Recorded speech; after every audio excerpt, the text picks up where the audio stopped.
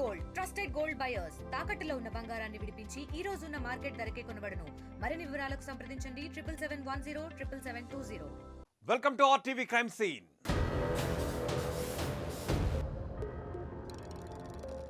అతను చేసింది తప్పు కాదు అంతకు మించే చేశాడు.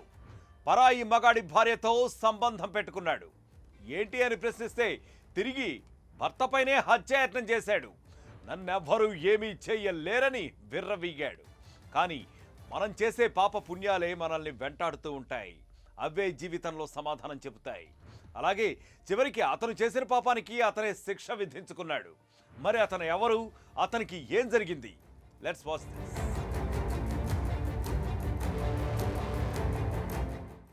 కడప జిల్లా పులివెందుల పరిధిలోని మొట్నూతలపల్లె అనే గ్రామం అది. గంగాధర్ అనే వ్యక్తి అక్కడ నివసిస్తున్నాడు. అయితే ఇతనికి అదే గ్రామానికి చెందిన ఓ వివాహితతో పరిచయం ఏర్పడింది. ఆమెను బెదిరించి చివరికి ఆమెతో వివాహితర సంబంధం పెట్టుకున్నాడు. మరి తెగించి మరి ఆ వివాహితను అందరి ముందే ఇబ్బంది పెట్టడం మొదలుపెట్టేవాడు. ఆ మహిళ భర్తకు విషయం తెలిసింది. వెంటనే పెద్దల సమక్షంలో పంచాయతీ పెట్టించాడు. ఆ గంగాధర్ అనే వ్యక్తిని పిలిపించి మందలించి ఇంకొకసారి మహిళ వైపు చూడకూడదని హెచ్చరించారు. కానీ ఆ కామాంధుడు మళ్ళీ మహిళపైనే కన్నేశాడు. ఆమె వెనకాలే తిరగడం ఆరంభించాడు.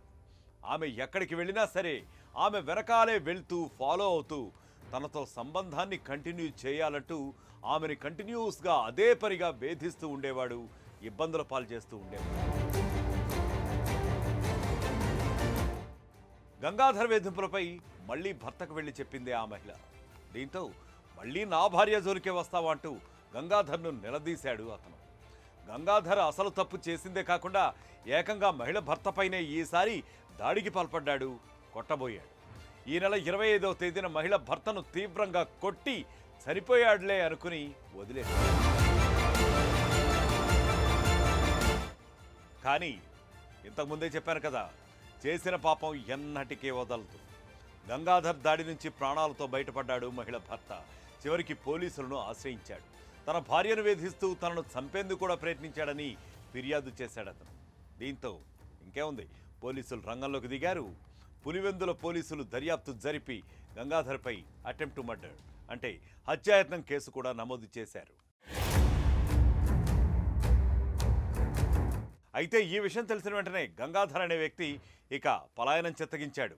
పరారీలో ఉన్న గంగాధర్ కోసం పోలీసులు గాలింపు చర్యలు చేపట్టారు. ఈ క్రమంలోనే తనను పోలీసులు వేధిస్తున్నారంటూ ఏకంగా పోలీస్ స్టేషన్ ముందుకు వచ్చి పురుగుమందు డబ్బాతో హల్చల్ కూడా చేశాడు. చచ్చిపోతానని బెదిరించాడు. కేసు నుంచి తప్పించుకునే ఉద్దేశంలో పురుగుమందు తాగేశాడు. వెంటనే పోలీసులు అతన్ని పులివెందుల ఏరియా ఆసుపత్రికి తరలించారు.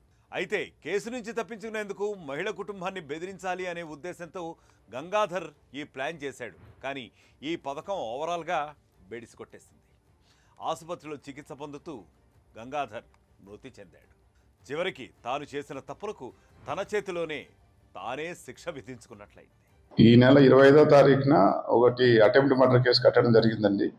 సో ఇతను మోట్నూతనపల్లి అనే ఒక గ్రామంలో ఈరోజు పాయిజన్ తీసుకున్నటువంటి గంగాధర్ అనే వ్యక్తి వేరే ఒక అతని భార్యతో ఇల్లీగల్ అఫేర్ అనేది ఉన్నాడు. సో దాంట్లో విలేజ్లో పంచాయతీ చేశారు.